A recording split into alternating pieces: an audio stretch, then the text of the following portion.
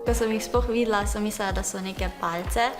Sploh nisem vedela, da so to živali. Paličnjaki so večino časa mirni, ampak pravkar pač je zelo zanimivo biti v zunah, ker ga večino pač časa pustimo v kletki.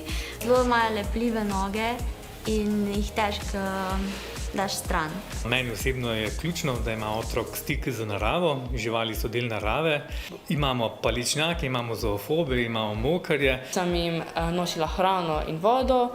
Te včasih pomirijo. Jaz sem imela lansko leto, sem skrbela za ščurke argentinske.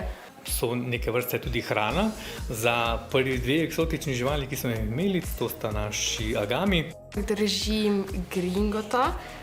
Star je 5 let in je zelo nagajiv in razbojniški. Tale je agama mango, ločim ga od druge po rumenih luskah. Mi je pa zdaj v bistvu alagame postale pač tudi ena izmed ljubših živali. Agame, če se dlje časa na svetlobi, malo pobledijo, v bistvu malo spremenijo barvo.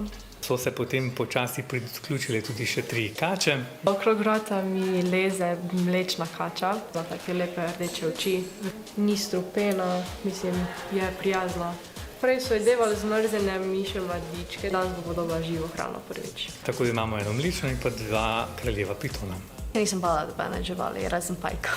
Super, da lahko zamudiš ure, sploh da si živalmi, to je nek poseben privilegij. Preden smo imeli na šoli kače, sem imela malo strahu pred njimi, ker niso jih moja najljubša žival, ampak odkar jih imamo na šoli, so pa pač se kar navadiš, pa dobiš drugačno mnenje o njih.